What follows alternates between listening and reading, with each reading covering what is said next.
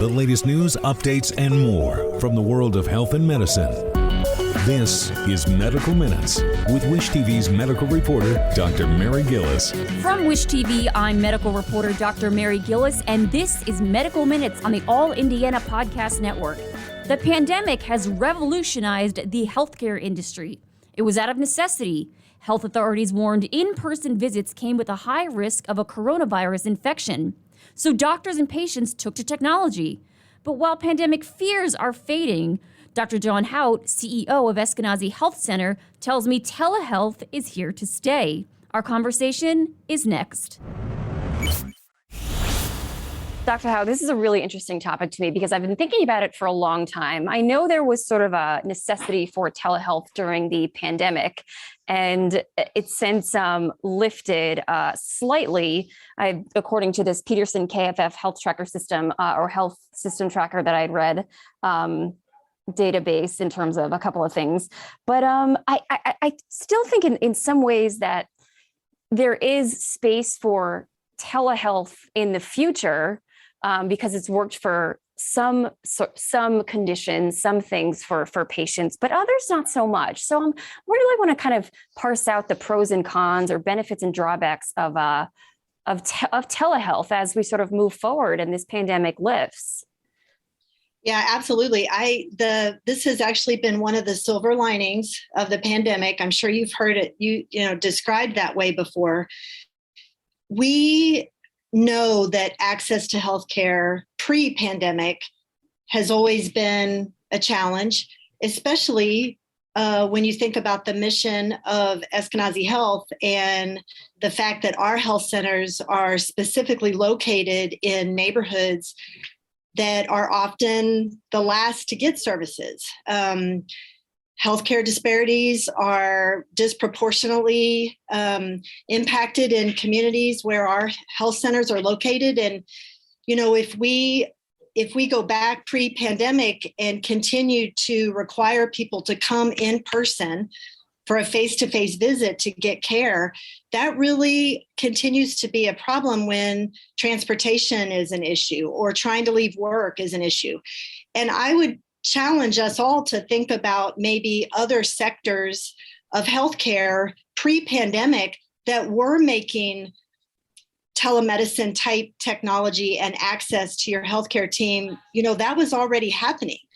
So when the pandemic kicked in, and by necessity, we had to make this available to everybody.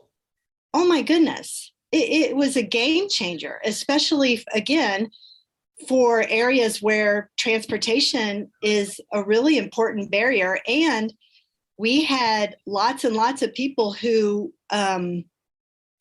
were continued to be required to come to work during the pandemic.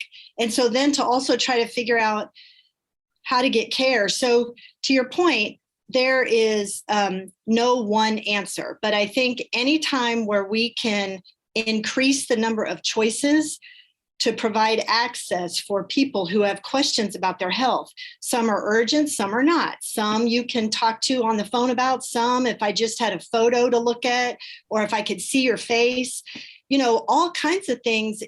Anytime we can increase choices, I think that all of us appreciate that, not just certain people with certain types of insurance.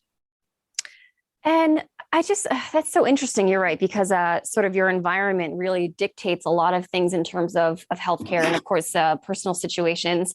And out of necessity, of course, the pandemic.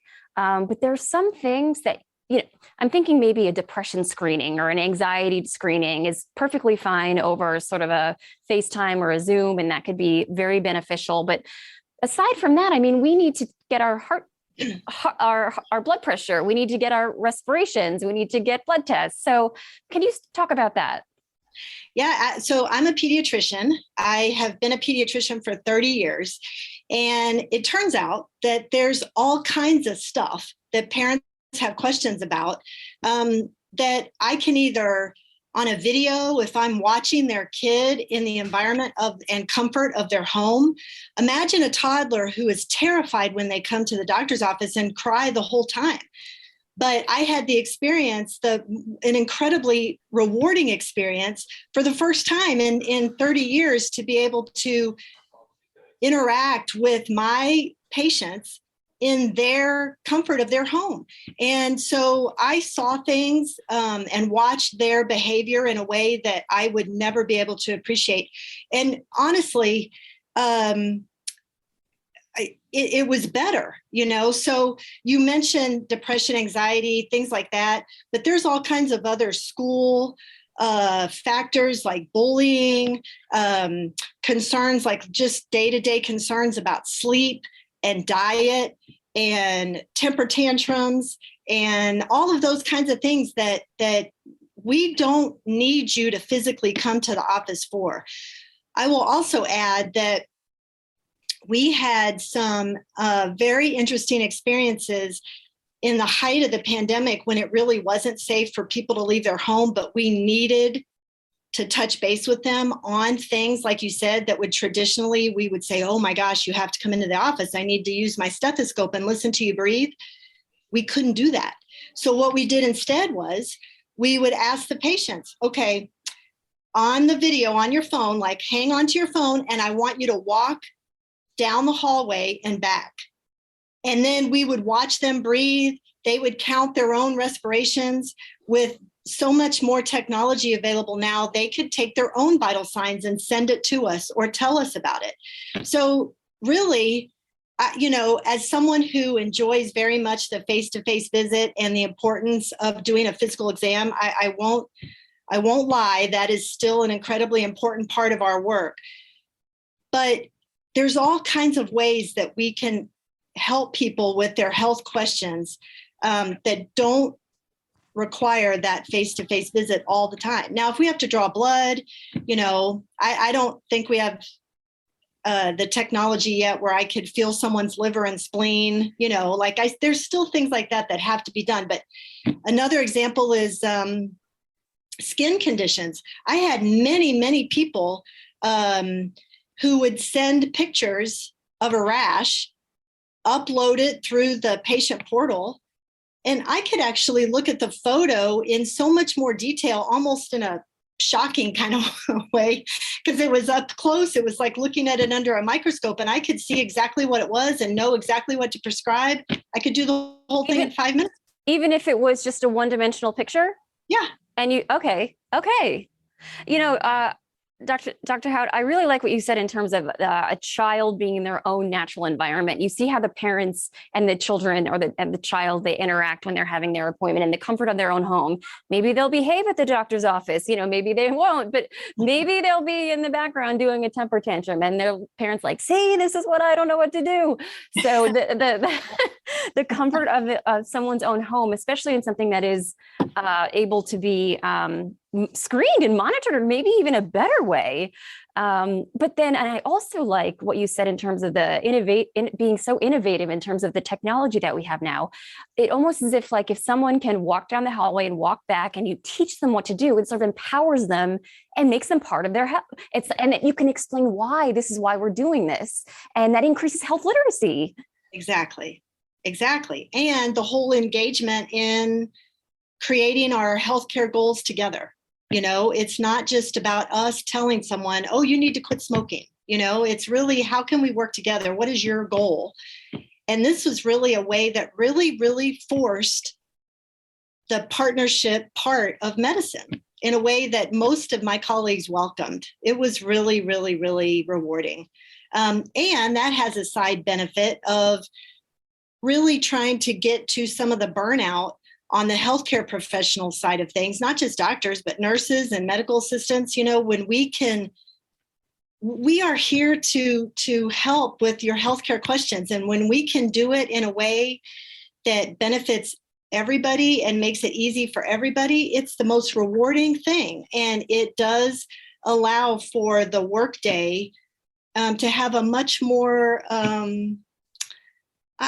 just compatible with the craziness of it all kind of starts to die down when you can interact between face-to-face visits and video visits and phone call and answering a question on the patient portal. Like it's a much healthier way to go about our business. Right. Being able to sort of streamline things a little bit more easier. And then you sort of, I'm not just thinking, I was thinking about it specifically from a patient's perspective and a doctor-patient relationship, but now we're talking about this has sort of changed the way in which we're sort of, I don't know, redefining the way that people get their healthcare.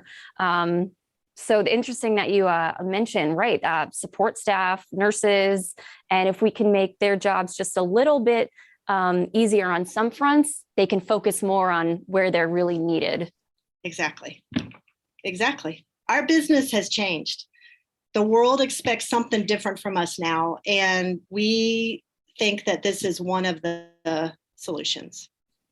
Would you think if they're, from a patient's perspective, having an over-reliance on telehealth?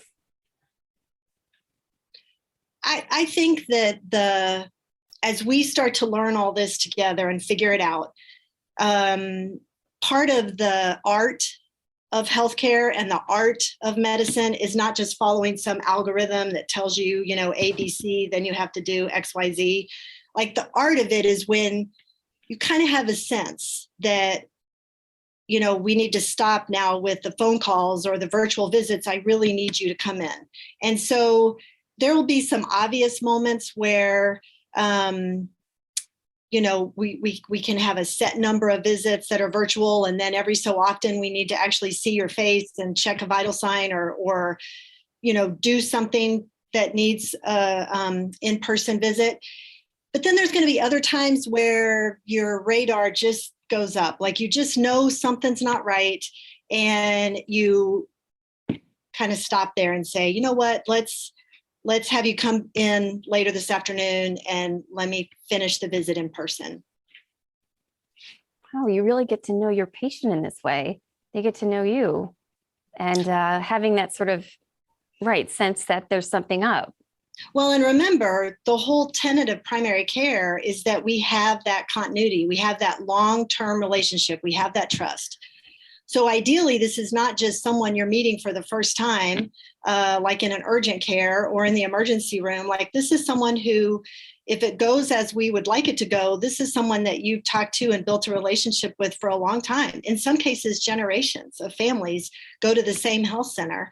And that's the best part right there. So when I know that I'm going to be talking to someone later this afternoon and I've known them for 10 years, that's a much different framework to think about, how far you can take a virtual visit versus when you really need to see them in person. And then, Dr. Haut, would you be able to summarize maybe the top 3 most important things that people should know about telehealth and the benefits that it's brought? I mean, we talked about the healthcare system. We talk about the patient relationship being in the comfort of their own home. Those maybe it's just top 3 things that you'd like to say about this sort of innovative way of which medicine is moving forward. Okay, let me see. Put you on the spot. I put you on the spot. Yeah. No, I just see if I can make sure I pick the 3 best ones because there's actually so many. You can have 4. You can have 5. I would say, okay, well, I'll just name off a couple. So 1, telemedicine is here to stay. 2, it's an equitable way to deliver care. It's access to care that everybody should have, not just certain people with certain types of insurance. 3, it is a way to engage patients in their care in a way that is a true partnership between an individual with their healthcare team. It's based on trust. It needs to be based on a long-term relationship.